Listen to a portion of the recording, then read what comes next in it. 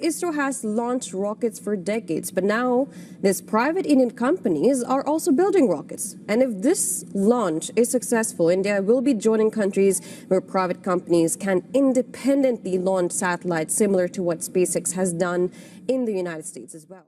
Right now, a massive shift is happening in the global space economy. A relatively unknown startup out of India is actively pulling commercial satellite launches away from Elon Musk's established space empire.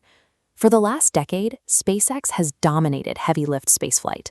By making rockets reusable, they successfully drove the launch cost per payload down to roughly $5,000 to $7,000 per kilogram, essentially monopolizing the commercial launch market. But getting the cost that low requires a highly specific operational strategy. SpaceX operates like a commercial freight train. To make the math work, they rely on a rideshare model, packing massive rockets with as much generic cargo as possible, rather than catering to custom deliveries. You can see the mechanics of that rideshare model in this orbital diagram. When the rocket reaches space, it drops dozens of different satellites off at the exact same fixed altitude and at the exact same angle. At a macro level, mass transit is incredibly cheap per kilogram, but it comes with a strict limitation. Every passenger is forced to disembark at the exact same station, regardless of where they actually need to go. For companies operating Earth observation satellites, that generic drop-off is a massive logistical headache. An imaging satellite's entire job is to photograph the same location day after day and compare the shadows. For those shadows to match, the photographs must be taken in the exact same lighting daily, requiring what is known as a sun-synchronous orbit. To maintain a sun-synchronous path at an 800-kilometer altitude, a satellite must lock into a razor-thin inclination of exactly 98.7 degrees.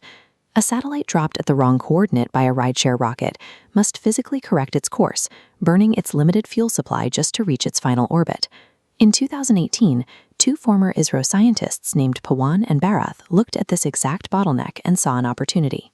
They recognized that a massive segment of the commercial space industry was wasting valuable satellite lifespan just traveling from the drop-off point to their actual destination.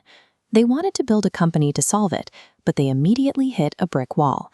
Under Indian law at the time, building a private rocket or manufacturing anything for space was effectively illegal.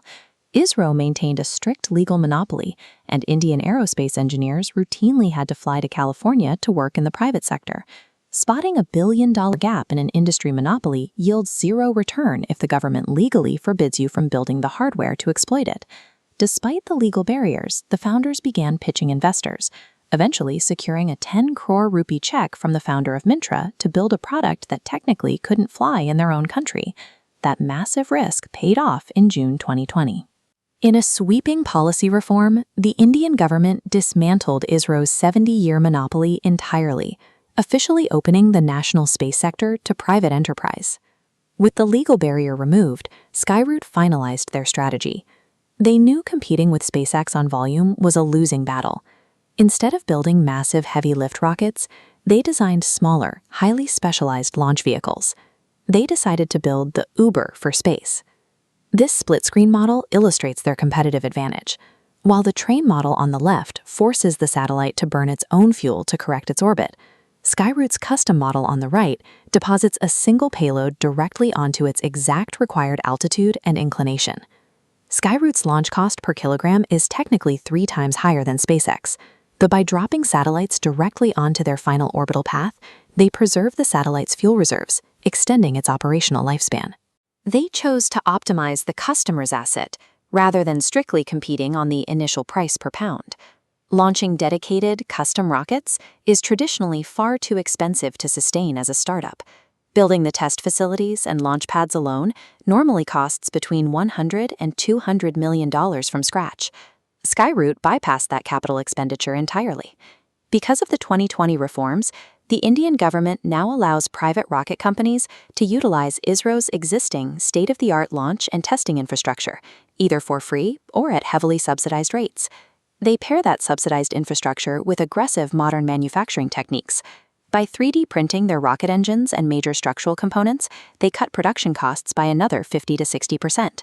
Finally, they have direct access to India's deep pool of aerospace engineering talent, which operates at a fraction of the labor cost of equivalent teams in the United States.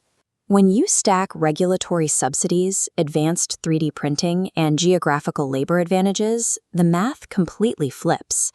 Skyroot took a prohibitively expensive service and turned it into a highly disruptive product, offering custom orbital deliveries for just $5 to $10 million a launch.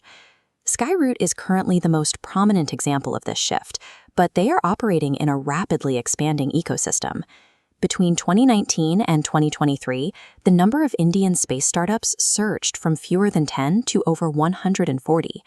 To accelerate that growth, the Indian government has established a dedicated 1,000 crore venture capital fund and relaxed foreign direct investment laws to allow up to 100% FDI in the space sector.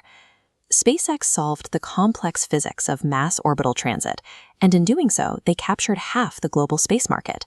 But massive monopolies leave highly lucrative, specialized problems unaddressed. The global space economy is projected to hit $77 billion by the end of this decade. Claiming a piece of that market doesn't require building a bigger rocket than the reigning giant. It requires finding the exact logistical blind spots they left behind. Relentless execution on those unaddressed problems is how new companies break into established empires. If you want to see more breakdowns of how emerging markets and policies shape global business, hit the subscribe button, and I'll see you in the next one.